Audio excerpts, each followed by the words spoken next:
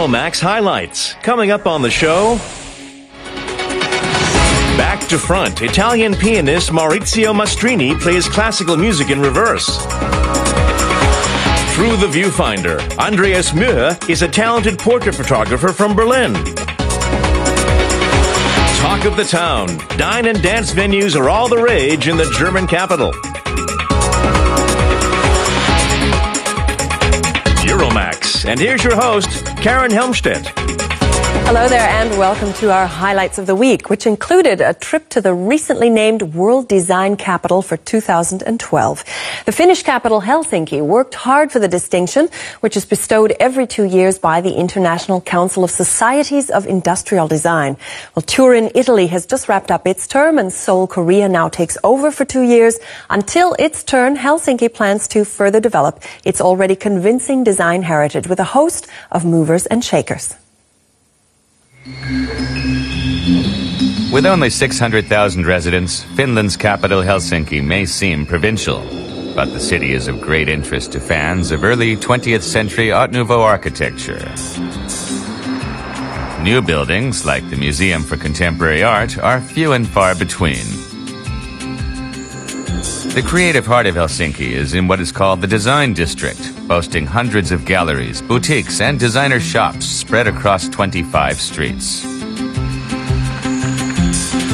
This is where Seppo Koho, one of the young stars of the Finnish design scene, creates his patented Nordic-inspired lamps made out of birch wood.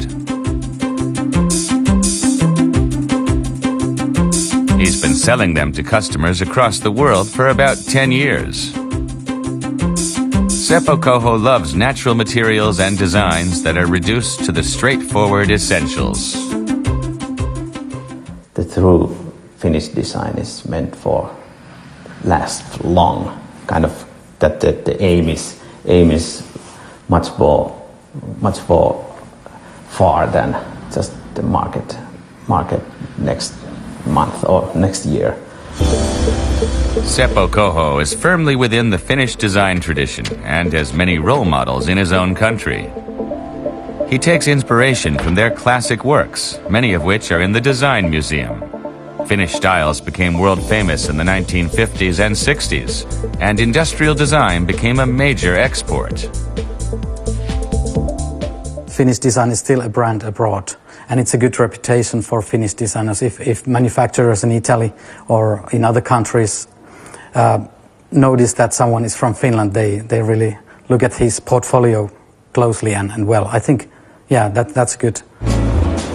And here is one of the icons behind Finland's reputation for outstanding design. 77-year-old Eero Aarnio. Here is my rocking chair that I designed about 1985. Eero Aarnio was one of the first designers to work with plastics, with which he revolutionized furniture in the 1960s.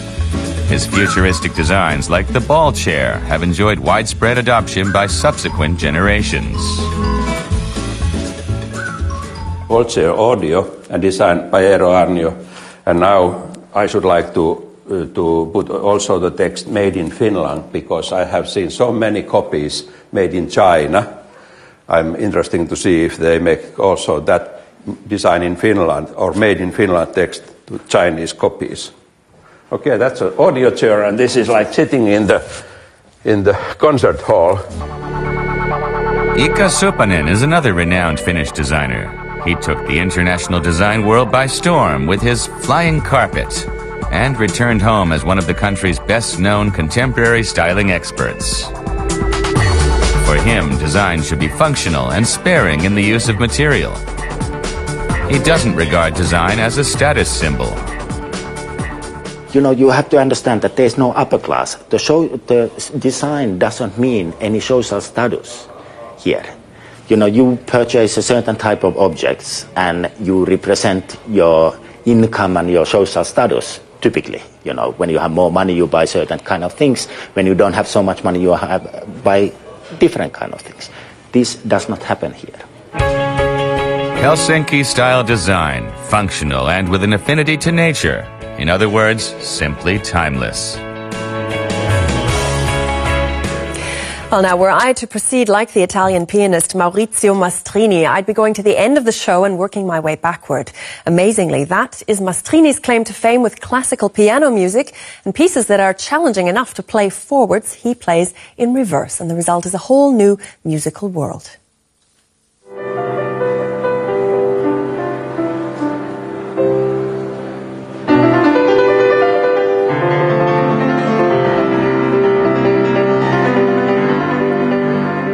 Classical hit, played backwards. For 2 years, pianist Maurizio Mastrini has performed well-known piano pieces back to front. Here, it's a prelude by Johann Sebastian Bach. Mastrini says it was the great composer himself who gave him the idea. 2 years ago, Bach appeared to me in a dream. He told me, sit down at the piano, take the prelude in C major, and you'll find a piece hidden within it.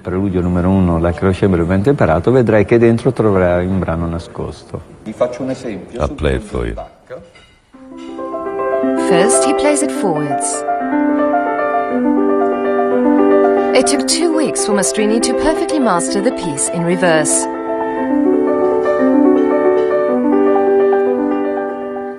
Now I'll play it backwards.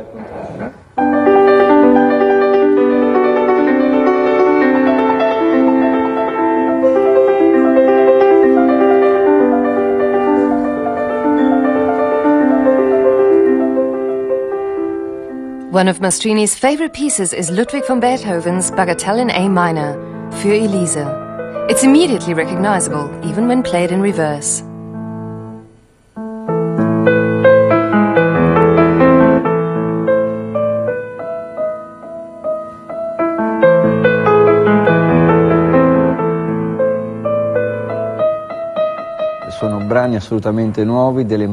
These are completely new pieces, new melodies.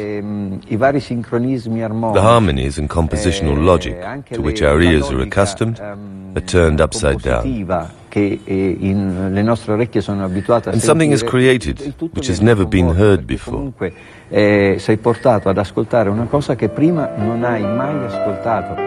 Mastrini reads the notes from back to front.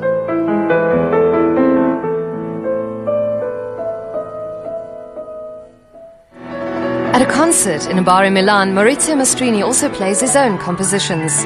His encounter with Bach has also changed Mastrini's way of making his own music. He now writes it from right to left. In the video for his latest CD, Il mio mondo al contrario, or My Opposite World, the whole city of London is going in reverse. Mastrini provides the musical accompaniment. Rimsky-Korsakov's Flight of the Bumblebee, played backwards, of course.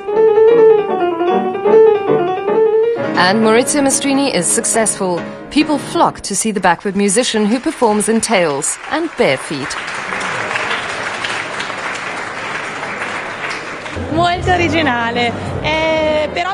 Very original. You recognize Für Elise from that famous motif. You even recognize it backwards.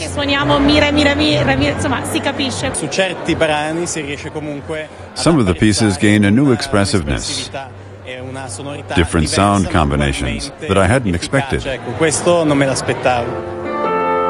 Maurizio Mastrini's backward repertoire comprises more than 30 classical and modern pieces. Now he's ready to take them on a world tour.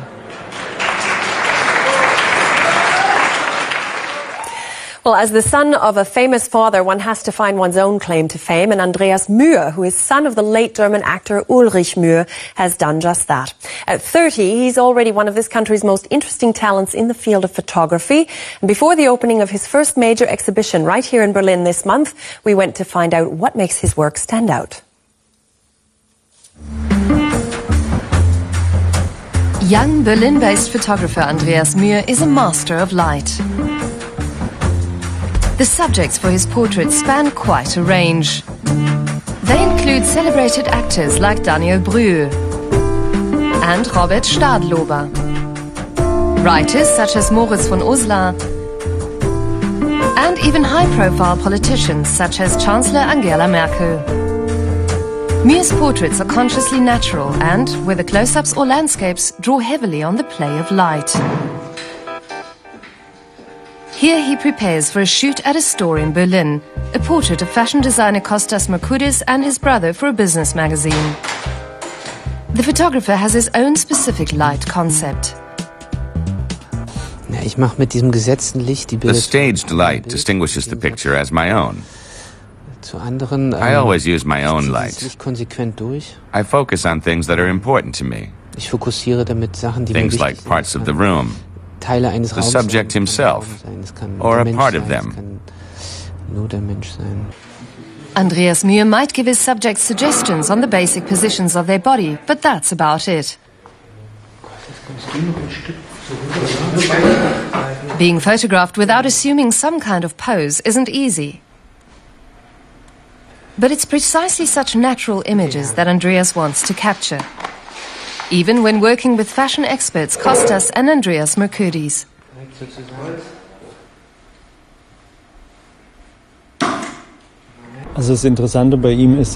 It's interesting how he does his pictures in a relatively short time. While others try out 1,000 different angles, he looks for one shot and puts the subject into position. In fact, it's rather a relief.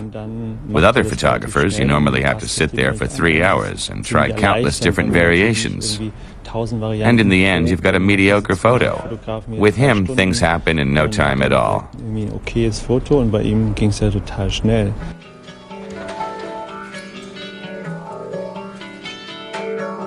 A reception at the Italian embassy.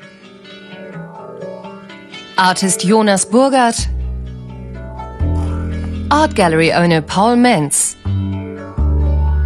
Egon Krenz, one of the last leaders of communist East Germany.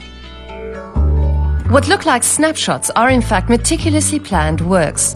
All the pictures are taken using an old large format camera. Andreas Mühe is not keen on digital photography with virtual film. The old-school technology also forces him to be more efficient. First, I need to find the right motif. Sure, I could take as much material as I wanted, but there's the thrill of saying, I only have 5 film holders and have to take a picture. It's a challenge to myself. Andreas Mühe didn't go to photography school, he learned on the job. Like here at Pixelgrain in Berlin. Digital imaging experts who count FC Gundlach among their regular customers. The acclaimed fashion photographer is a big fan of Andreas Mühe, especially of his determination. Andreas Mühe doesn't compromise. If he's not satisfied with the picture, with the work or the subject, then he won't let anyone have it. Natural portraits bathed in natural but dramatic light and captured with what's become an antique of the photography world. Andreas Mühe is showing the rest of his generation how to get the best out of contemporary subjects with old-fashioned techniques and technology. It was certainly a visible trend around the time of New Year's Eve that many of Berlin's 30-plus crowds still want to go out and party, albeit in a more refined atmosphere. And they're willing to pay for it. Well, the result is a growing number of snazzy club restaurants where you can have a gourmet meal and then some disco for dessert. We checked out 2 of the trendiest locations. The Felix night spot in Berlin's Mitte district is at the top of the list for young and well-heeled partygoers. But it's also a favoured destination among gourmets. Thomas Witt likes to meet friends and business partners here for a meal. The food here is special. You can't compare it to a normal formal restaurant. The atmosphere here is more open, which makes it interesting, because you know that after dinner it's party time. So everyone's looking forward to that. At 9:30 p.m, things start heating up in the kitchen.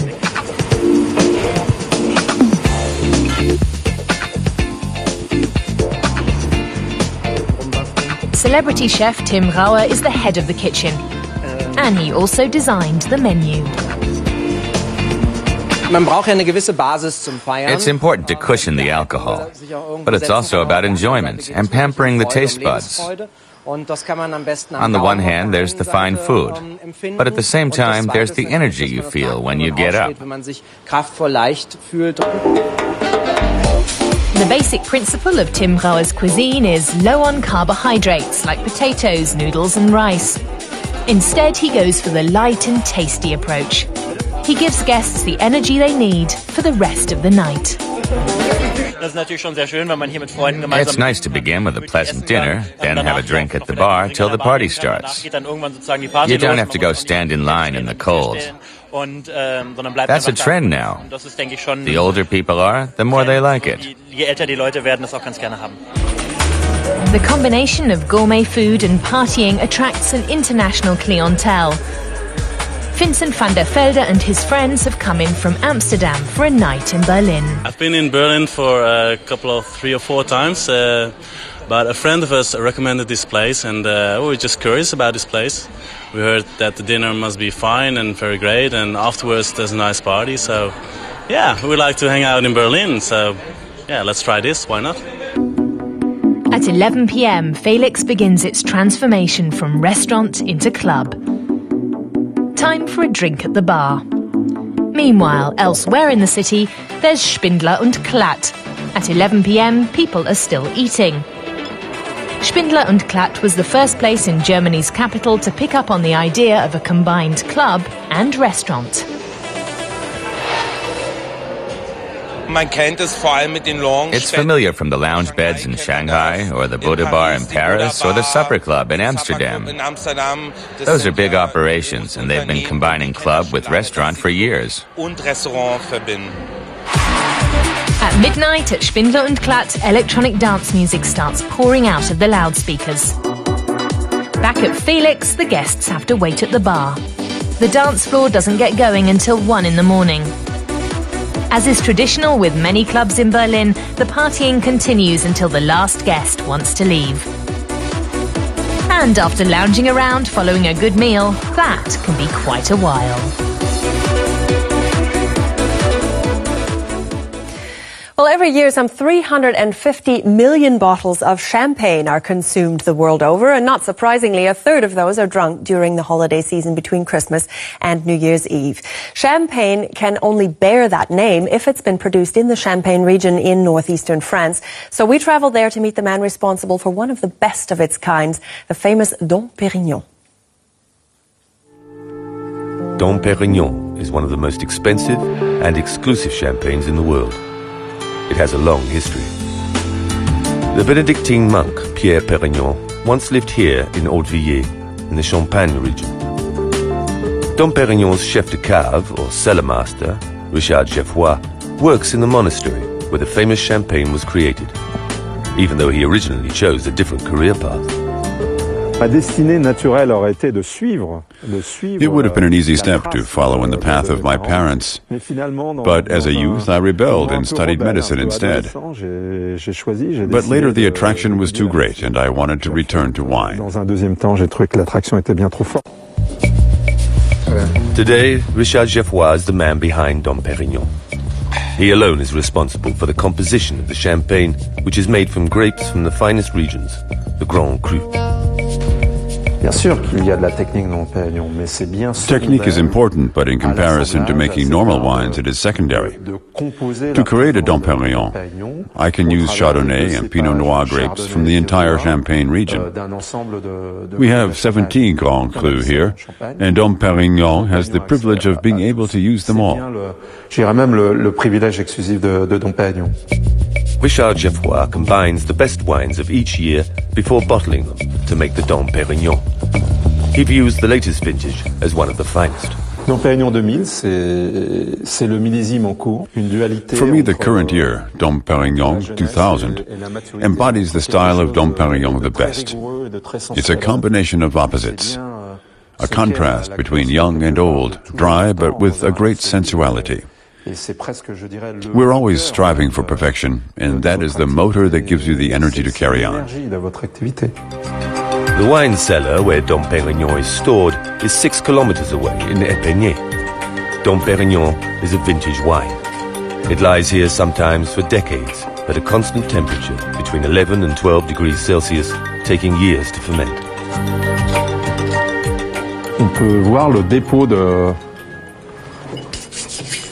Here you can see the sediment which will cause the bubbles in the wine. At the moment it's spread across the bottle and nothing is happening. It will take years before it starts to bubble.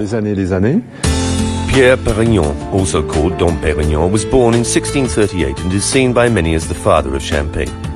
King Louis XIV is said to have drunk Pérignon's sparkling wine. It's an honor for Richard Geoffroy to continue his work. My connection to the man Dom Pérignon is very strong. He represents an impressive legacy and he inspires me. In a certain way, I feel like his successor. Richard Geoffroy is continuing the legacy of Dom Pérignon, but also aspires to add to its character. It's a challenge that has now become a lifelong task.